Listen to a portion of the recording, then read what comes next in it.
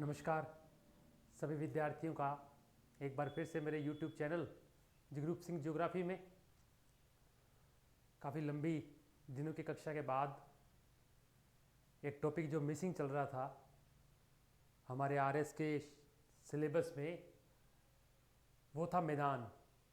और आज हम उसी मैदान पर चर्चा करेंगे कि मैदान क्या होता है और प्रक्रिया के आधार पर निर्माण की या पटल विरूपणी या नदी के जो मैदान है या जो आप जलोढ़ मैदान देखते हैं वो कितने प्रकार के हैं, दुनिया में कौन कौन से मैदान किस किस प्रकार का उदाहरण जो है वो प्रस्तुत करते हैं। तो आज का जो टॉपिक है वो है मैदान यानी प्लेन्स। और हमने जब इस बिंदु को शुरू किया था तो हमने बात की थी कि हमारे पास जो चारों बिंदु हैं, पर्वत, पठार, मैदान और मरुस्थल, वो द्वितीय श्रेणी के उच्चावच है, सेकंड जो सीरीज हैं उनके रिलीफ्स हैं। और आज उन्हीं रिलीफ्स में से हम मैदान्स पे बात करेंगे। अब मैदान का मतलब ये है कि सेकंड सीरीज के जितने भी या द्वितीय श्रेणी के जितने भी उच्चावच हैं उनमें सबसे स्पष्ट और सबसे समतल भूभाग जो है वो मैदान होता है। तो आप पर्वतों को देखेंगे या पठारों को देखेंगे या मरुस्थलों को देखेंगे तो वो इतने स्पष्ट या समतल नहीं है जितने कि मैदान होते हैं। और सामान्य रूप से कोई भी मानवीय क्रियाओं के लिए, किसी भी प्रकार की मानवीय क्रियाओं के लिए जितने भी लोग हैं वो सामान्य तौर क्या ज़्यादातर मैदानों का ही जो है उसको ज़्यादा इंपॉर्टेंस देते हैं। चाहे वो कृषि की क्रिया हो, चाहे वो कोई इंडस्ट्री लगानी हो, आपने मिनरल्स के साथ भी यही है, उनके उत्पादन में भी ज़्यादातर समतल जो खदानें हैं वो देखी जाती हैं। इसके अलावा अगर आप देखें कि परिवहन यानी सड़क निर्माण के लिए भी मैदान सामान्य तौर पर उपयोगी होते हैं। अब जिस प्रकार हमने बात की थी कि पठारों के लिए सामान्य तौर पर ऊंचाई महत्व नहीं रखती, उसी प्रकार मैदानों के लिए भी ऊंचाई का महत्व नहीं होता। दुनिया में बहुत से ऐसे मैदान हैं जो समुद्र तल से 1700 मीटर नीचे है, जैसे पोल्डर्स का मैदान जो है वो ऐसा ही मैदान है। परंतु इसके विपरीत अगर आप हमारे झील के मैदान देखें, हिमालय के अंदर उत्तर में जो है वो लगभग 2-3 हजार मीटर की ऊंचाई पर स्थित है। तो कई झीलकृत मैदान हिमालय के, अगर आप झीलकृत मैदानों की बात करें तो वो इतने ऊंचे हैं, जैसे आप बात कर सकते हैं कश्मीर, हम कश्मीर की बात ही कर रहे हैं। इसके अलावा पोल्डर्स के मैदान इतने नीचे हैं। इसी के अलावा अगर आप भारत के विशाल मैदान की बात करें जो सिंधु गंगा और ब्रह्मपुत्र का एरिया है, वो एक तरफ पश्चिम बंगाल की ओर तो बिल्कुल नीचे है, परंतु जैसे जैसे वो पूर्व की ओर जाता है वैसे वैसे उसकी ऊंचाई जो है वो क्या होती जाती है, बढ़ती जाती है। तो मैदान क्या होता है, क्या इसकी मेन बातें हैं और कौन से मैदानों के लिए ऊंचाई महत्व नहीं रखती, सामान्य तौर पर मानवीय क्रियाओं के लिए उपयोगी हैं और सामान्य तौर पर मनुष्य समतल धरातल का ही चयन करता है, क्योंकि वो कृषि के लिए, सड़क निर्माण के लिए, परिवहन तंत्र के लिए, उद्योगों के लिए, मकान बनाने के लिए सामान्य तौर पर सही जो है वो धरातल होते हैं। इसके बाद हम मैदानों का क्लासिफिकेशन देखते हैं कि मैदानों का वर्गीकरण। और अगर मैदानों के वर्गीकरण की बात करें तो इसका वर्गीकरण 3 प्रकार का देखने को मिलता है, अगर आप 2-3 किताबों के साथ मिलाकर चर्चा करें। पहले जो मैदान है वो है निर्माण की प्रक्रिया के आधार पर, इनका मेकिंग का प्रोसेस कैसा है। और निर्माण प्रक्रिया के आधार पर मैदानों को 2 वर्गों में बांटा गया है। एक तो अपरदनात्मक मैदान यानी इरोजन प्रोसेस में बनने वाले मैदान। दूसरे हैं निक्षेपण यानी डिपोजिटेशन के प्रोसेस में बनने वाले मैदान। इसके अलावा एक अन्य प्रकार के मैदान होते हैं पटल विरूपणी मैदान, इसको बोलते हैं डायास्ट्रोफिक प्लेन।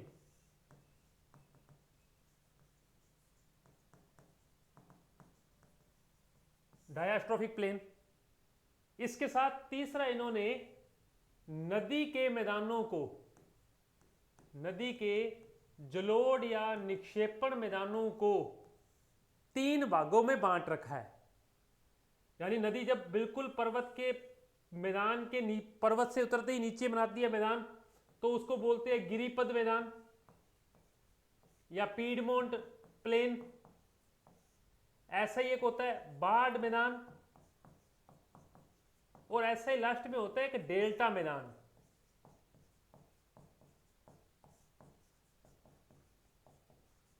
ऐसे एक होता है डेल्टा मैदान।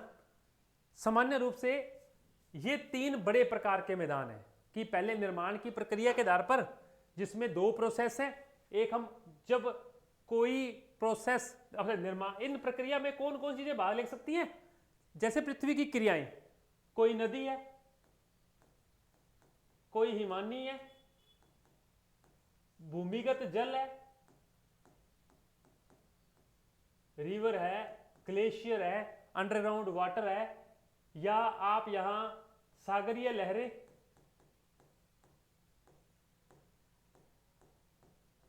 या पवने, विंड्स। निर्माण की प्रक्रिया में ये 5 प्रोसेस जो है, ये 5 जो फैक्टर हैं वो कार्य करते हैं। और इसके अंदर पहला है अपरदनात्मक मैदान यानी इरोजनल प्लेन्स, और फिर है निक्षेपण मैदान यानी डिपोजिटेशन वाले जो प्लेन्स हैं, पटल विरूपणी डायास्ट्रोफिक। अब इनके भी आगे प्रोसेस हैं। जब नदी अपरदन करते हुए मैदान बनाए तो उसे बोलते हैं नदीकृत मैदान, उसे बोलते हैं नदीकृत मैदान। इसके बाद में दूसरे हिमानी बनाए तो हिमानीकृत मैदान। इसके बाद में वायु घर्षित विंड से मैदान बने,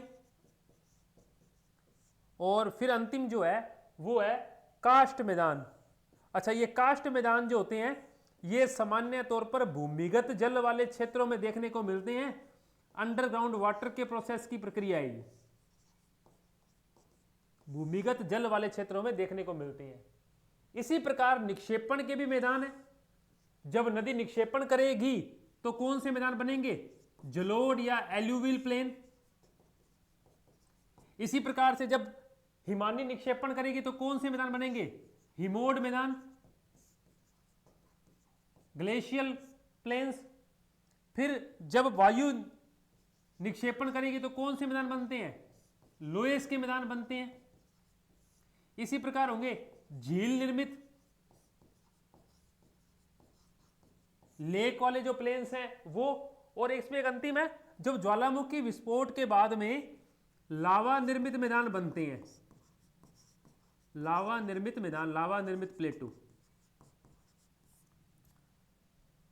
हम जिस मैदानों के क्लासिफिकेशन पर बात करने वाले हैं वो कुल इतने प्रकार के हैं। अब हम इनके एग्जाम्पल के साथ इनको समझेंगे, इनका प्रोसेस कैसे बनता है और किस प्रोसेस में क्या क्या प्रमुख बिंदु हैं, और कुछ एक कलाकृतियां जो हैं अपघर्षित करते हुए या निक्षेपित करते हुए जो सामान्य तौर पर देखने को मिलती हैं, उन सब पर चर्चा करते हैं। तो पहले मैदान क्या होता है कि एक समतल भूभाग और जो बिल्कुल स्पष्ट धरातल वाला हो। दूसरा, उसके लिए ऊंचाई मायने नहीं रखती, क्योंकि हमने बात की कि पोल्डर्स के मैदान बहुत नीचे हैं, जबकि कश्मीर के मैदान, झील के मैदान बहुत ऊंचे मैदान हैं।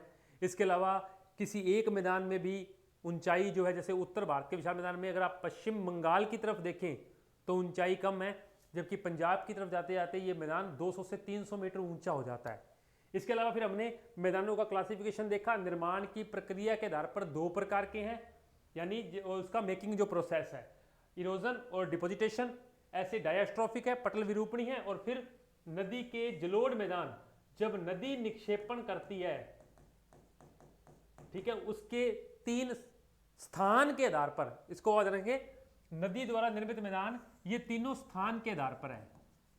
जब नदी पर्वतों के बिल्कुल तलहटी में, उसके बिल्कुल पीडमोंट के अंदर अगर अपने एल्यूवियल्स का निक्षेपण करे तो वो फिर बाढ़, जब नदी में पानी की मात्रा बढ़ जाए और पानी जो तटबंध है उनसे बाहर आ जाए तो, और फिर डेल्टा जहां नदी अंत में बिल्कुल मंद वेग के साथ अपने सारे जो पदार्थ है उनका निक्षेपण करती है और अलग धाराओं में बंटती है, तो वहां के मैदान की बात हो रही है।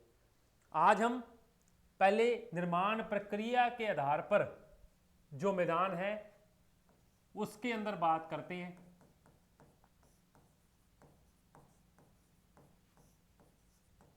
निर्माण प्रक्रिया के आधार पर, और इसमें सबसे पहले जो प्रोसेस है वो है अपर्दन का प्रोसेस।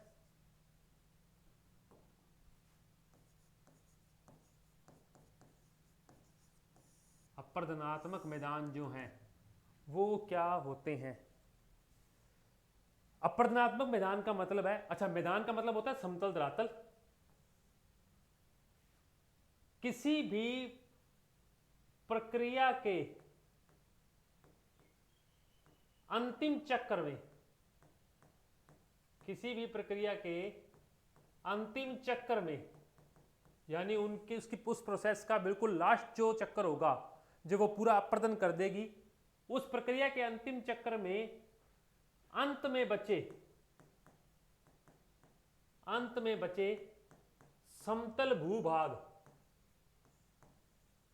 अंत में बचे समतल भूभाग जो है वो अपर्दनात्मक मैदान के अंदर आते हैं। पहली बात तो ये। और इसके कितने भाग हैं? 4 हैं। और ध्यान रखेंगे कई बार कई बुकों में लिखा होता है कि ये मैदान जीर्ण पठारों का अंतिम रूप है। मान लीजिए कोई पठार है और उस पठार की बिल्कुल अंतिम अवस्था है, वो पठार कट रहा है किसी भी स्थलाकृति से, तो जीर्ण पठारों की अंतिम अवस्था होती है किसी भी भाग का समतल भूभाग बचना।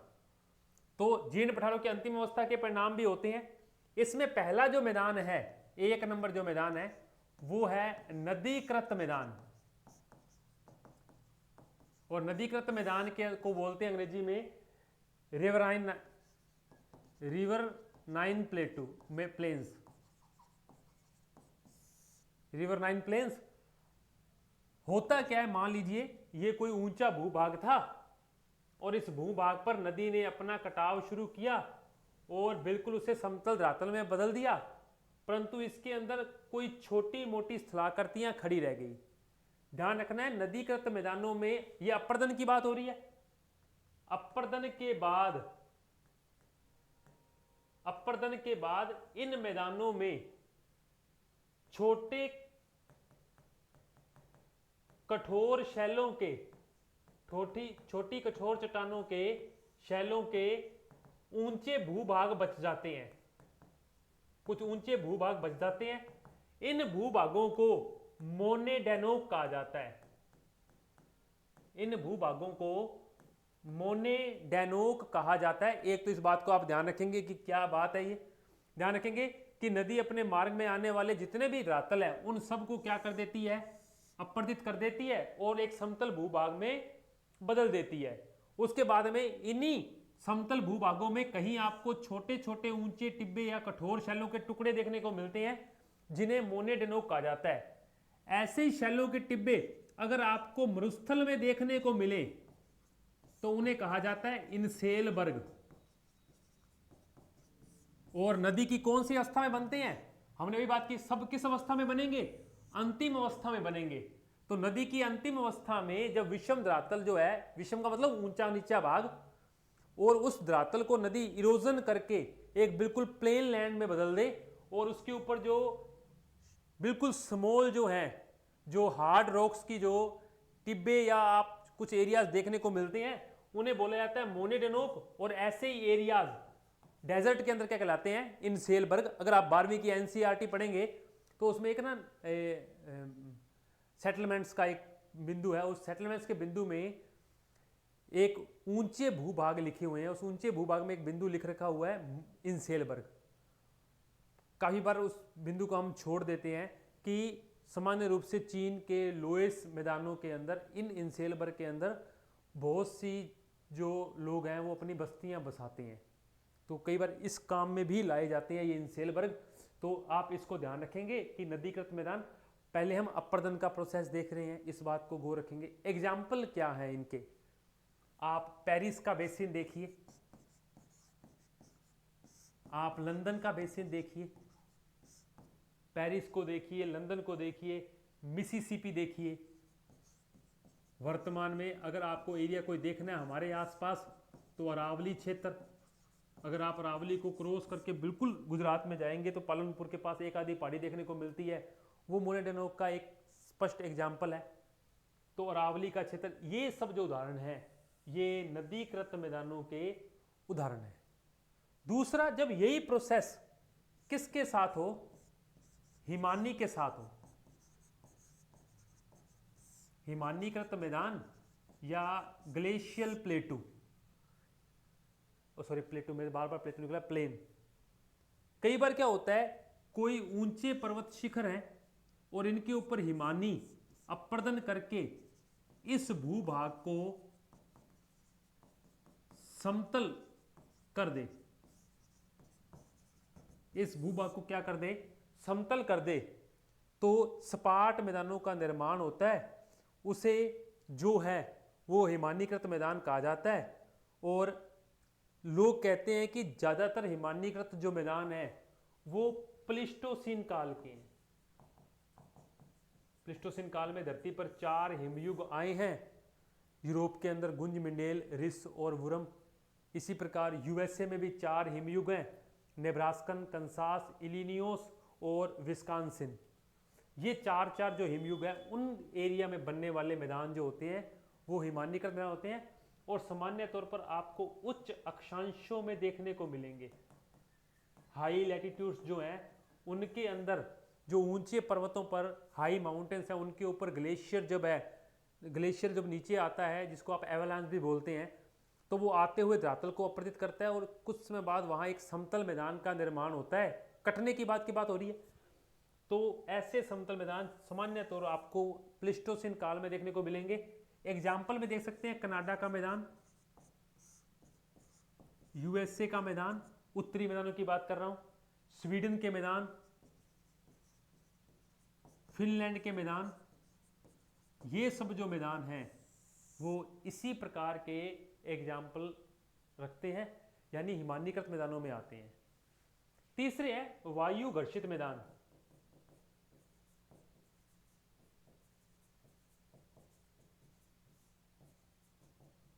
तीसरे हैं वायु घर्षित मैदान, जिसे बोला जाता है विंड इरोजन प्लेटू, ओ सॉरी प्लेन। मेरे आज प्लेटू पता नहीं क्यों मुंह पर चढ़ रखा है, मेरे को लगता है आज प्लेटू सुबह सुबह पढ़ रहा था तो वो बात बार बार मेरे दिमाग में चल रही है। चलिए, क्या होता क्या है, एक तो ध्यान रखेंगे वायु घर्षित मैदानों को की अंतिम अवस्था को पेडी प्लेन कहते हैं। यहां पेडी प्लेन, कई बार अपर्दन में नदी में इनको बोला जाता है पेनी प्लेन। हमारा एक बिंदु रह गया पहले, जब पवन के साथ उड़ते हुए कण किसी धरातल को घिस घिस कर समतल मैदान में बदल दे तो ऐसे मैदान जो हैं वो पेडी प्लेन कहलाते हैं। क्या कहलाते हैं? पेडी प्लेन या वायु घर्षित मैदान कहलाते हैं। इसका कोई एग्जाम्पल देखने को वैसे मिलता नहीं है। अंतिम जो मैदान है वो है कास्ट मैदान, और आपको ऐसे मैदान जो है वो युगोस्लाविया में फ्रांस के पास का एरिया, युगोस्लाविया के अंदर देखने को मिल सकते हैं। भारत के अल्मोड़ा क्षेत्र में भी आपको ऐसे मैदान, चित्रकूट में, अल्मोड़ा में भी। कास्ट का मतलब होता है चूने का एरिया।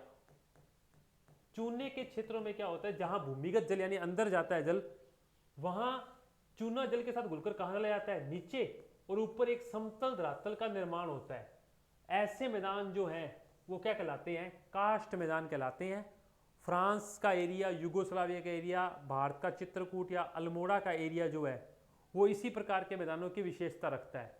और इन मैदानों की एक खासियत ये होती है कि चूना चला जाता है नीचे, परंतु भारी जो पदार्थ है उनका मैदान जो है वो ऊपर रहता है सामान्य तौर पर। और हमें यहाँ एक अच्छा एग्जाम्पल ध्यान रखना है। एक मैदान है नुलार बोर। नुलार बोर एक मैदान है, वो है ऑस्ट्रेलिया में। इसके अलावा मैंने बात कर दी चित्रकूट और अल्मोड़ा,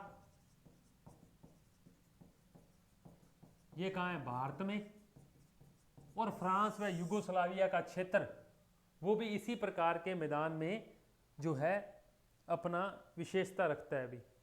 अच्छा, इस प्रकार के मैदान में दो कारक काम करते हैं। हमने इससे पहले पढ़ा वहां अपर्दन चल रहा है, नदी में भी अपर्दन, हिमानी में भी अपर्दन, और पवन में भी क्या चल रहा है, अपर्दन।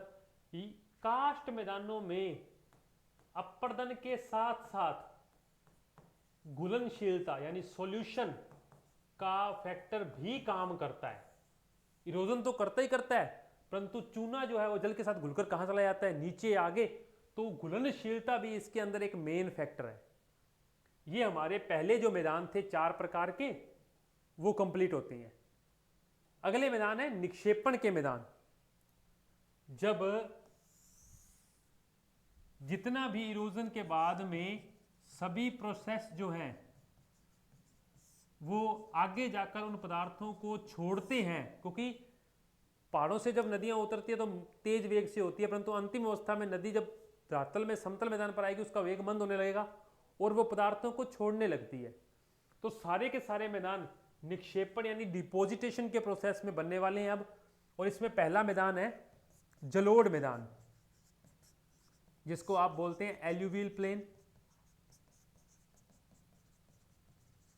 एल्यूवियल प्लेन, नदी जब बिल्कुल अंतिम स्थान पर जहां वो मिलने वाली होती है समुद्र के साथ, उससे पहले या किसी बीच के परतों से उतरते ही निक्षेपण कर दे, या उसका पानी उससे बाहर आ जाए तो वो अपनी मिट्टी का निक्षेपण कर दे, और अंतिम अवस्था में निक्षेपण करे तो नदियों द्वारा बहाकर लाई गई, नदियों द्वारा बहाकर लाई गई मिट्टी, नदियों द्वारा बहाकर लाई गई मिट्टी के निक्षेपण से ये मैदान बनते हैं। और स्थिति के अनुसार ये मैदान कितने प्रकार के हैं, 3 प्रकार के होते हैं। पहला होता है गिरिपद यानी पीडमोंट प्लेटू, दूसरा होता है बाढ़ मैदान, और तीसरा होता है डेल्टा मैदान। और इसी बाढ़ मैदान के आगे फिर 2 भाग हैं, एक है बांगर और एक है खादर। पहले इसी बांगर खादर पर बात कर लेते हैं। खादर जो है वो नवीन जलोढ़ होता है जहां प्रतिवर्ष नदी की मिट्टी आकर बसती है, और बांगर जो है वो कौन सा होता है, पुराना जलोढ़ होता है, जहां बाद में जिन वो एरिया जो ऊंचे हैं और जहां नदी का पानी नहीं पहुंच पाता। सामान्य तौर पर इसमें 4 स्थलाकृतियां होती हैं, एक बाबर, एक तराई, एक खादर और एक बांगर। जब नदियां पर्वतों से नीचे उतरती हैं तो इन कंकड़ पत्थरों के नीचे से गुजरती हैं, जो एरिया बाबर कहलाता है।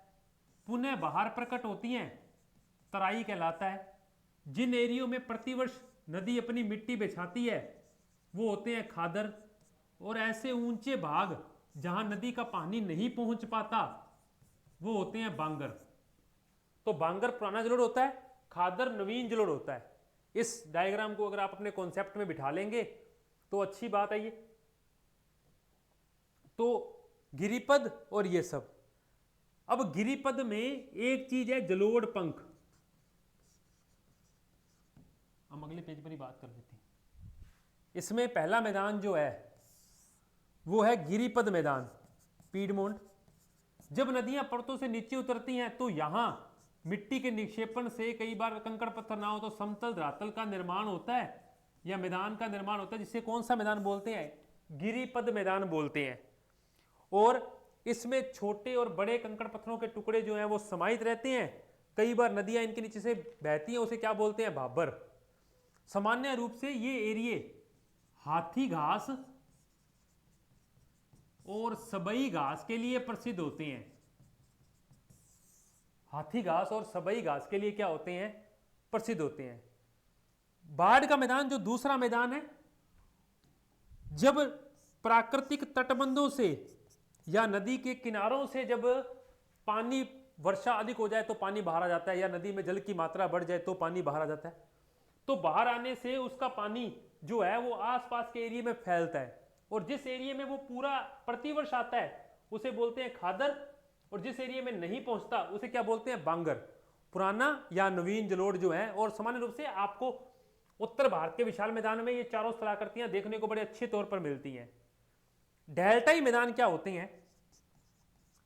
जब मान लीजिए पश्चिम बंगाल का एरिया है, पीछे से गंगा और ब्रह्मपुत्र आ रही है मिलकर, धरातल समतल है, समुद्र के साथ है, तो नदियां यहां आकर अनेक धाराओं में बंट जाती हैं, तो एक डेल्टा स्थलाकृति का निर्माण होता है जिसे डेल्टाई मैदान कहा जाता है। और सबसे नवीनतम मिट्टी घर्षण के बाद में बिल्कुल चिकनी दलदल जहां बनते हैं वो यही एरिया होता है। मिट्टी अत्यधिक उपजाऊ होती है, इसलिए सामान्य तौर पर पश्चिम बंगाल और बांग्लादेश के अंदर, भारत के पश्चिम बंगाल और बांग्लादेश के एरिया में जूट की खेती जो है वो इसके अंदर की जाती है। और इसके सामान्य तौर पर दो भाग हैं, एक है चर और एक है बिल। एक है चर और एक है बिल। जो ऊंचे भाग हैं वो चर कहलाते हैं, जिन पर सामान्य तौर पर जूट को धोया जाता है, और बिल जो पानी में डूबे हुए रहते हैं वो एक भाग है। तो हम नदी के मैदानों के अंदर तीनों प्रकार के मैदान जो हैं, इस जलोढ़ मैदान के ये प्रकार जो हैं ये हमारे कंप्लीट हो गए। यहाँ आप गंगा ब्रह्मपुत्र का मैदान, चीन में हवांगो का मैदान, यांगटीसी सीकियांग का, जितने भी उपजाऊ मैदान हैं वो सब जलोढ़ मैदानों के ही भाग होते हैं।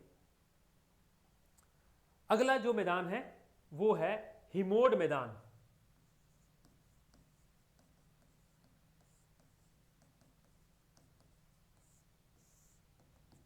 हिमोड मैदान जिसको बोलते हैं ग्लेशियो फ्लूविल प्लेन। इसे दो तीन नामों से जाना जाता है। एक तो बोलते हैं अवक्षेप मैदान,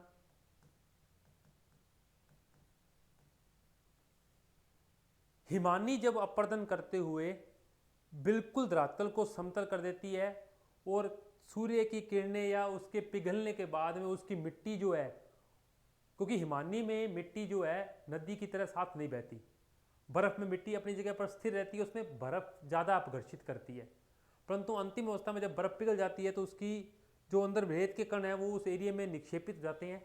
तो ऐसे मैदान जो हैं वो अक्षेप मैदान या हिमोड मैदान कहलाते हैं। इन्हें एक और नाम ड्राफ्ट प्लेन या आउटवॉश प्लेन भी कहते हैं। इन्हें ड्राफ्ट प्लेन या आउटवॉश प्लेन भी कहा जाता है, इस बात को ध्यान रखेंगे। और इसमें हिमानी के पिघलने का ज़्यादा योगदान होता है जब उसके कण अंत में निक्षेपित हो जाते हैं। इसी प्रकार से एक अगला मैदान है लोएस मैदान।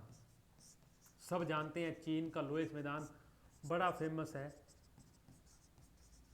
पवन जब अपने साथ उड़ाकर लाई गई मिट्टी को अंतिम अवस्था में या उसकी गति मंद हो जाती है तो उसे नीचे छोड़ देती है और एक समतल धरातल भाग पर वो बिछ जाती है। ऐसे मैदानों को क्या बोलते हैं? लोएस मैदान। चीन के मैदान बड़े फेमस हैं लोएस के बारे में। इसके अलावा आप देख सकते हैं गोबी मरुस्थल में अर्जेंटीना और कैस्पियन सागर के पास भी, अर्जेंटीना और कैस्पियन सागर। इसी प्रकार से अभी आप यहाँ देखेंगे कि पंजाब के दक्षिण में या उत्तर प्रदेश के पश्चिमी भाग, हरियाणा में भी राजस्थान के मरुस्थल की थार की रेत जो उड़कर वहाँ निक्षेपण का मैदान जो है निर्मित कर रही है, क्योंकि अरावली अब घर्षित अवस्था में है, वो उस मरुस्थल की रेत को अब रोक नहीं पा रही है क्योंकि उसका अपर्दन का प्रोसेस जो है वो जारी है। तो यहाँ भी एक लोएस मैदान आने वाले समय में आपको देखने को सामान्य तौर पर मिल सकता है।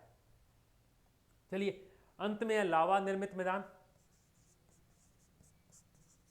जब ज्वालामुखी उद्गार के बाद में लावा का निक्षेपण हो जाए या किसी दरारी उद्भेदन में लावा बाहर आकर एक समतल भूभाग में जम जाए तो लावा प्लेन्स का निर्माण होता है।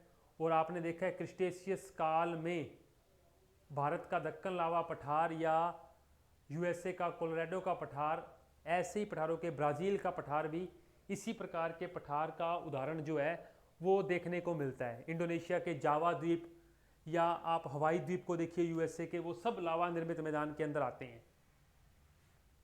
झील निर्मित मैदान एक अलग कंडीशन है। कई बार क्या होता है, ये कोई लेक है, इस लेक में पानी जमा है, किसी भी भू आकृतिक या भू विवर्तनिकी प्रोसेस में, टेक्टोनिक कंडीशन के अंदर, उसकी एक्टिविटी में ये भाग कहाँ उठ जाए, ऊपर और पानी किनारों से बाहर चला जाए, तो इस रेत के निक्षेपण से जो मैदान बनेगा वो कौन सा मैदान होगा? झील निर्मित यूएसए का प्रेरी मैदान, हंगरी का मैदान, ऐसा ही मैदान है। ध्यान रखेंगे, यूएसए के प्रेरी प्लेन्स झील निर्मित मैदान में आते हैं। हंगरी का मैदान भी ऐसा ही मैदान है। और हंगरी में कौन से घास के मैदान पाए जाते हैं? पुस्ताज घास के मैदान। नीदरलैंड का मैदान इसी प्रकार के मैदान है। हमारा एक अंतिम जो बिंदु इसमें बच रहा है वो है पटल विरूपणी। मान लीजिए पर्वत निर्माण की प्रक्रिया में दो तरफ से बल लगा, दोनों किनारों पर पर्वत उठ गए, परंतु बीच का भाग कई बार समतल रह जाता है या उस भूविवर्तन की प्रक्रिया में उसके साथ कोई एक्टिविटी नहीं होती, तो एक समतल भूभाग बीच में बच जाता है। ऐसे मैदानों को क्या जाता है? पटल विरूपणी मैदान कहा जाता है। ऐसे मैदान के एग्जाम्पल कैसे कैसे हैं? भारत के कोरोमंडल और उत्तरी सरकार के जो आपको तट देखने को मिलते हैं वो इसी प्रकार के एग्जाम्पल में आते हैं।